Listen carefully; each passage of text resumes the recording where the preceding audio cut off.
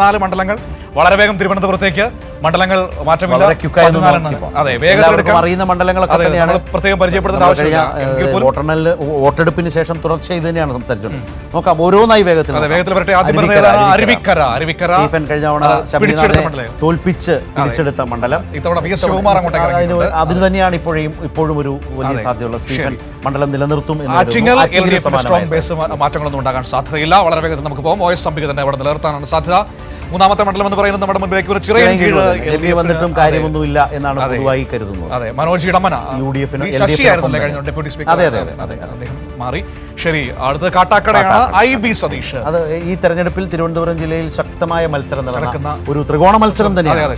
കൃഷ്ണദാസും അതുപോലെ തന്നെ ബൈജുവും IB സതീഷും നല്ല MLA എന്ന പേര് കേട്ട IB സതീഷ്. പക്ഷേ ഈ പറഞ്ഞ പോലെ കോൺഗ്രസിന് എനിക്ക് തോന്നുന്നു ഈ സ്ഥാനാർത്ഥി നിർണയങ്ങളിൽ അവർക്ക് വോട്ട് ക്യാപ്ചർ ചെയ്യാൻ കഴിയുന്ന നിലയിൽ ഒരു നല്ല സ്ഥാനാർത്ഥി നിർണയം എന്ന ഘട്ടത്തിൽ കാണാവുന്ന ഒരാളാണ്. പക്ഷേ IB സതീഷിന് കാട്ടാക്കട നിലനിർത്താൻ കഴിയുമെന്ന ഒരു വലിയ ചിന്തയുണ്ട്. പക്ഷേ എങ്കിലും പ്രവചനാതീതമായ ഒരു സാഹചര്യവും അതിനുണ്ട് എന്നുള്ളത്. വളരെ വേഗത്തിൽ കഴക്കൂട്ടം വരാം. കടകംപള്ളി സുരേന്ദ്രൻ, ഒപ്പം തന്നെ ശരത്ചന്ദ്ര പ്രസാദ്, വി മുരളീധരൻ. ത്രികോണ മത്സരമാണ്, വലിയ ത്രികോണം. അതെ, കടകംപള്ളി കളം പിടിക്കുമെന്ന് തന്നെയാണ് നമുക്ക് പ്രതീക്ഷിക്കാൻ പറ്റുന്നത്. കാരണം അവസാന നിമിഷം വി മുരളീധരൻ എന്ന BJP മുൻ കേന്ദ്രമന്ത്രി, BJP നേതാവ് എന്തു ചെയ്തു മുൻ കേന്ദ്രമന്ത്രി എന്ന ചോദ്യം അവിടെ വളരെ ചർച്ചയായിരുന്നു. അത് കടകംപള്ളി കൃത്യമായി. പക്ഷേ അപ്പോഴും ആസൂത്രിതമായി മണ്ഡലം പിടിക്കാൻ വേണ്ടിയിട്ടുള്ള വലിയ BJP നീക്കങ്ങൾ നമ്മൾ കഴക്കൂട്ടത്ത് സംഭവിച്ചിട്ടുണ്ട്. പക്ഷേ അതിനെ അതിജീവിക്കാൻ കഴിയുന്ന രണ്ട് കാര്യങ്ങളാണ്. ഒന്ന് LDF-ന് ശക്തമായ പേസ്, പിന്നെന്ന് പറയുന്നത് കടകംപള്ളിയുടെ വ്യക്തിപരമായ വലിയ വലിയ സ്വാധീനം. അത് പ്രധാനപ്പെട്ട തന്നെയാണ്. ശരത്ചന്ദ്ര പ്രസാദ് എത്ര വോട്ട് പിടിക്കുന്നു ഒരു ചോദ്യം തന്നെയാണ്.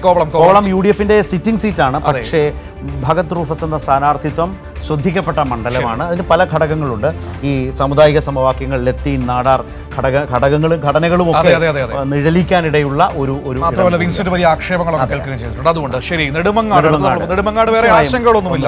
GR അനിൽ അനായാസം ജയിച്ചു കയറും. ഭൂരിപക്ഷം എത്രയാണ് എന്നത് മാത്രം വിചാരിച്ചതുപോലെ കയറിയില്ല. കോൺഗ്രസ്സുകാരും അത്ര കാര്യമായിട്ട് ആ സ്ഥാനാർത്ഥിത്വം എടുത്തില്ല എന്ന് പറയപ്പെടുന്നുണ്ട്. അടുത്താണ് ക്ലാസ് മണ്ഡലം. നമ്മൾ ചർച്ച ചെയ്ത ഏറ്റവും പ്രധാനപ്പെട്ട മണ്ഡലം, നമ്മുടെ ഏറ്റവും വലിയ മണ്ഡലം ഏതാണ്? നേമത്ത് എന്ത് സംഭവിക്കും ചോദ്യം. നിശ്ചയമായും അത് ഈ പറഞ്ഞ പോലെ ശക്തമായ ത്രികോണ മത്സരമാണ്. BJP-യുടെ എല്ലാ പ്രതീക്ഷകളും നേമം തിരിച്ചു പിടിക്കുക, അല്ലെങ്കിൽ നേമത്ത് രാജീവ് ചന്ദ്രശേഖരനെ വിജയിപ്പിക്കുക എന്നുള്ളതാണ്. പക്ഷേ ഏറ്റവും വലിയ വിലങ്ങുതടി V ശിവൻകുട്ടിയുടെ സ്ഥാനാർത്ഥിത്വം തന്നെയാണ്. അതിശക്തമായി അദ്ദേഹം ഒരു MLA എന്ന നിലയിൽ, മന്ത്രി എന്ന നിലയിൽ ആ മണ്ഡലം പരിപാലിച്ചതും വ്യക്തിബന്ധങ്ങളും എല്ലാ മേഖലയിലെ ജനങ്ങളുമായും, ഒപ്പം ശബരിനാഥിൻ്റെ സ്ഥാനാർത്ഥിത്വവും ചെറുതല്ല. അതുകൊണ്ട് തന്നെ കോൺഗ്രസിന് പണ്ട് ചാരുവാറ രവിയൊക്കെ മത്സരിപ്പിച്ച് വോട്ടുകൾ മുഴുവൻ BJP കൊണ്ടുപോയ പഴയ കാലത്തിന് ഭിന്നമായി എത്ര വോട്ട് പിടിക്കാൻ കഴിയും, അതും വളരെ പ്രധാനപ്പെട്ട. ശബരിനാഥിന് എത്ര വോട്ട് ലഭിക്കുന്നു എന്നതും പ്രധാനമാണ്. അപ്പോൾ ശിവൻകുട്ടിക്ക് ആ ഒരു മുൻതൂക്കമുണ്ട്. പക്ഷേ തദ്ദേശ തെരഞ്ഞെടുപ്പിൻ്റെ കണക്കുകൾ വെച്ചാൽ BJP-ക്ക് ആ വോട്ടുകൾ കൊണ്ട് മാത്രം, BJP-യുടെ വോട്ടുകൾ കൊണ്ട് മാത്രം ജയിക്കാം എന്ന് അവർക്ക് ആശ്വസിക്കാനും കണക്ക് കൂട്ടാനും കഴിയുന്ന മണ്ഡലമാണ് നിയമം. പക്ഷേ അതല്ല നിയമസഭാ തെരഞ്ഞെടുപ്പ് എന്ന ഒരു സാഹചര്യത്തിൽ നിന്നുകൊണ്ടാണ് LDF ഫൈറ്റ് ചെയ്യുന്നത്. അതും ശിവൻകുട്ടി ഇറക്കിക്കൊണ്ടാണ് ഫൈറ്റ് ചെയ്യുന്നത്. അത് പ്രധാനപ്പെട്ട. അടുത്ത മണ്ഡലം എന്ന് പറയുന്നത് നെയ്യാറ്റിൻകര. LDF-ന്റെ ഒരു ശക്തി കേന്ദ്രം തന്നെയാണ്. നിലനിർത്താം. പക്ഷേ ശക്തൻ ഈ പറഞ്ഞ നാടാർ ഇക്വേഷൻ, സമുദായ ഇക്വേഷനൊക്കെ കൂട്ടി എന്ന് വിചാരിച്ച് മത്സരിക്കുന്നു. അദ്ദേഹം കാട്ടാക്കടയാണ് മുമ്പ് പ്രതിദാനം ചെയ്തത്. അവിടെ നിന്നാണ് നെയ്യാറ്റിൻകരയിലേക്ക് മാറിയത്. ആ മാറ്റം ഗുണം ചെയ്യുമോ? പുതിയ വോട്ടർമാരും ചെറുപ്പക്കാരും ഒക്കെ സ്വീകരിക്കുമോ? ആൻസൺ സിറ്റിംഗ് MLA ആണ്. വളരെ മാത്രമല്ല നല്ല പെർഫോമൻസ് ആയിരുന്നു. MLA എന്ന നിലയിലൊക്കെ ഒരു സിറ്റിംഗ് MLA-മാരുടെ ഏറ്റവും വലിയ ഒരു പാറശാല. ഞാൻ പറയട്ടെ, ഒരു കാര്യം പറയട്ടെ. ഞാൻ കണ്ടതിൽ വെച്ച് ഒരുപക്ഷേ ഇത്തവണ തിരുവനന്തപുരത്ത് ഇടതുപക്ഷത്തിന്റെ ഏറ്റവും പ്രധാനപ്പെട്ട ഭൂരിപക്ഷങ്ങൾ വരുന്നു എന്ന് പാറശാലയിൽ നിന്നായിരിക്കും. അല്ല, അദ്ദേഹം CK ഹരീന്ദ്രൻ MLA എന്ന നിലയിൽ ഈ പറഞ്ഞ പോലെ രാഷ്ട്രീയത്തിന് അതീതമായി എല്ലാവരുടെയും പിന്തുണ നേടി. അങ്ങനെ ഒരുപാട് MLA-മാർ, ഭരണപക്ഷ MLA-മാരുണ്ട്. അതിൽ മുമ്പിൽ നിൽക്കുന്നയാളാണ് CK ഹരീന്ദ്രൻ എന്നുള്ളത് എപ്പോഴും പറയപ്പെടുന്ന കാര്യമാണ്. അത് നിഴലിക്കാൻ നല്ല സാധ്യതയുണ്ട്. നെയ്യാറ്റിൻകര സനൽ പഴയ DCC പ്രസിഡന്റാണ്. പക്ഷേ അവിടെ ചലനം ഉണ്ടാക്കിയിട്ടില്ല എന്നാണ് മനസ്സിലാക്കാൻ. ഏതായാലും അതും LDF-ന്റെ ഒരു ഷുവർ സീറ്റായി കണക്കൂട്ടുന്നു. ശരി, അടുത്ത മണ്ഡലം ഏതാണ്? വേഗത്തിൽ തിരുവനന്തപുരം സെൻട്രൽ വരുന്നു. ആന്റണി രാജു ഒഴിഞ്ഞ ഒരു സീറ്റിലേക്ക് സുധീർ കരമന സ്വതന്ത്ര സ്ഥാനാർത്ഥിയായി അവസാന നിമിഷം വന്നു. അവസാനം എന്നുള്ളത് തന്നെ പറയണം. CP ജോൺ വളരെ നേരത്തെ തന്നെ സെൻട്രൽ മത്സരിക്കാൻ വേണ്ടി അദ്ദേഹം എല്ലാ നീക്കങ്ങളും മുന്നണിക്കകത്ത് നടത്തി. കോൺഗ്രസ് നേതാക്കളുടെ പിന്തുണ ഉറപ്പാക്കി.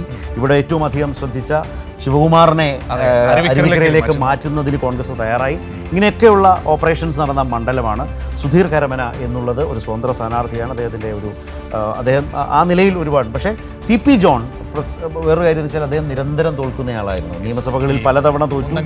അതെ, ഇത്തവണ അതിനൊരു ശാപമോക്ഷം അദ്ദേഹത്തിന് ഉണ്ടാകുമോ?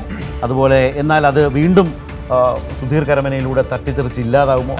ചോദ്യങ്ങൾ രസകരമാണ് അവിടെ. സി പി ജോണിന് ഒരു വിജയ സാധ്യത എന്നൊക്കെ പൊതുവെ പറയപ്പെടുന്നുണ്ട്. മാധ്യമങ്ങളുടെ നിരീക്ഷണങ്ങളിലും ഒക്കെ പൊതു കണക്കുകൂട്ടലിലും ഒക്കെ അങ്ങനെ പലരും സുരക്ഷിതമാണ് LDF മണ്ഡലം. ഈ സുധീർ ഷാ പാലോട് ഈ പറയുന്ന പോലെ SDPI ബന്ധത്തിന്റെ പേരിലൊക്കെ അവിടെ വലിയ ആക്ഷേപങ്ങൾ ഷാഫിയുടെ സ്ഥാനാർത്ഥി കേൾക്കുന്നുണ്ട്. ആ രീതിയിലൊക്കെയുള്ള പ്രശ്നമുണ്ട് അവിടെ. എന്നാലും DK വാമനപുരം അതും ഈ പറഞ്ഞ MLA എന്ന നിലയിൽ അദ്ദേഹത്തിന്റെ കഴിഞ്ഞ 5 വർഷക്കാലത്തെ പ്രകടനം വളരെ പ്രധാനമായിരുന്നു. ശരി, ഇപ്പൊ എല്ലാം എല്ലാം ഇനി വരാൻ കിടക്കുന്നത് വർക്കല പ്രധാനപ്പെട്ടതല്ലേ? വി ജോയ് ഇടതുപക്ഷത്തിന്റെ പ്രധാനപ്പെട്ട സീറ്റ്. ഈ വർക്കല കഹാറിനെ തോൽപ്പിച്ചായിരുന്നല്ലേ അദ്ദേഹം സീറ്റ് എടുക്കുന്നത്? വീണ്ടും കഹാറിന്റെ വരവാണ്. പക്ഷേ വി ജോയ്ക്ക് തന്നെയാണ് വിജയ സാധ്യത ഏറെ. ശരി, വട്ടിയൂർക്കാവ് രസകരമായ മണ്ഡലമാണ് വട്ടിയൂർക്കാവ്. അപ്പോൾ മേയർ ബ്രോ ഇപ്പോൾ MLA ബ്രോയാണ്. സീറ്റ് നിലനിർത്തുമെന്നാണ് പ്രതീക്ഷിക്കുന്നത്. വട്ടിയൂർക്കാവിൽ പ്രശാന്തിന് തന്നെയാണ് ഫസ്റ്റ് പ്രിഫറൻസ്. വിജയ സാധ്യത ആർക്ക് എന്ന ചോദ്യത്തിന് ഡെഫിനറ്റ്ലി ഫസ്റ്റ് പ്രിഫറൻസ് പ്രശാന്ത്. ത്രികോണ മത്സരമുണ്ട് നിശ്ചയമായും. അതുകൊണ്ട് തന്നെയാണ് ആ പ്രിഫറൻസ് നമ്മൾ പറഞ്ഞത്. അപ്പോ ഷീജ വരുന്നു. ഷീജ, ഞങ്ങളിപ്പോ ഇവിടേക്കാണ് നാളെ വോട്ടെണ്ണുന്നത്. ഇവിടേക്ക് ആളുകളെ എത്തിക്കാനാണ് വോട്ടെണ്ണുന്നത്. സംസ്ഥാന നിയമസഭയുടെ മുന്നിൽ നിന്ന് ഷീജ ചേരുന്നു. ഷീജ, മണ്ഡലങ്ങളെ കുറിച്ചൊക്കെ ഞങ്ങൾ കുറേയൊക്കെ കാര്യങ്ങൾ പറഞ്ഞു. ഇത് വെച്ച് ആളുകളൊക്കെ ആകാംക്ഷയോടെ ഇരിക്കുന്നത് ഇതിനപ്പുറമുള്ള ഒരു കണക്ക്, ഒരു ഫൈനൽ കണക്ക് എന്താണെന്നുള്ളതാണ്.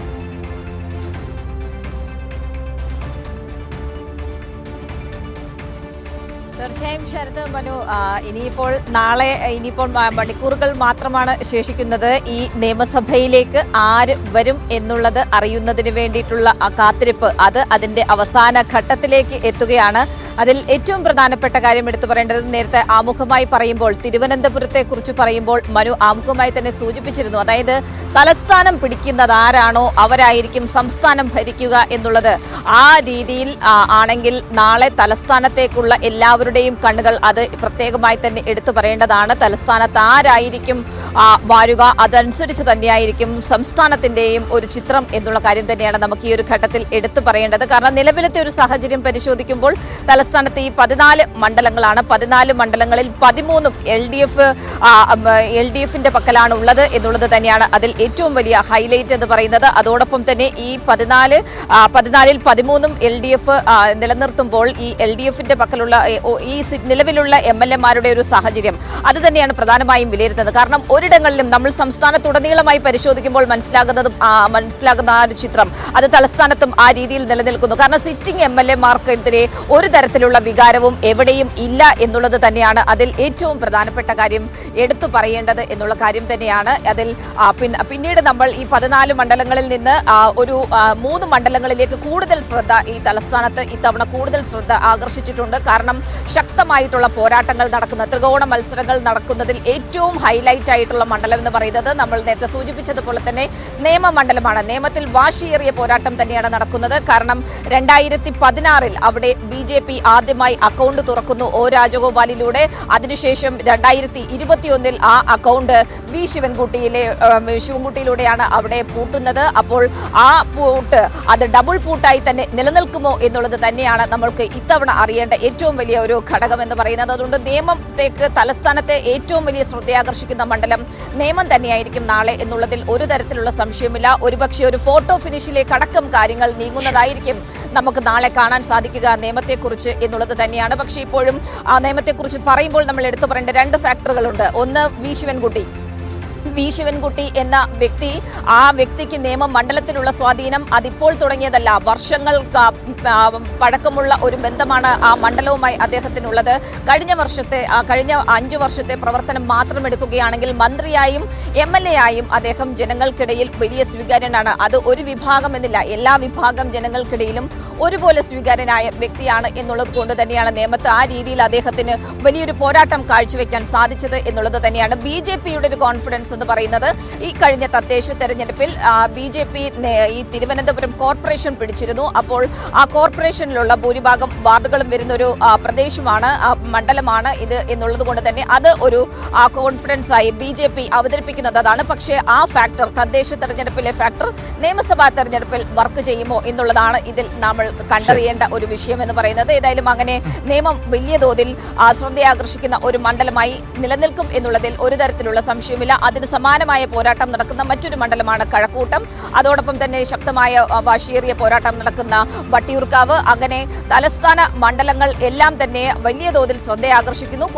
അതോടൊപ്പം തന്നെ ചില മണ്ഡലങ്ങളിൽ വളരെ സേഫായ രീതിയിൽ തന്നെ LDFന് അവരുടെ വിജയം തുടരാൻ സാധിക്കും എന്നുള്ളതും ഇതിൽ എടുത്തു പറയേണ്ടത് തന്നെയാണ്. ശരത്, മനു. ശരി.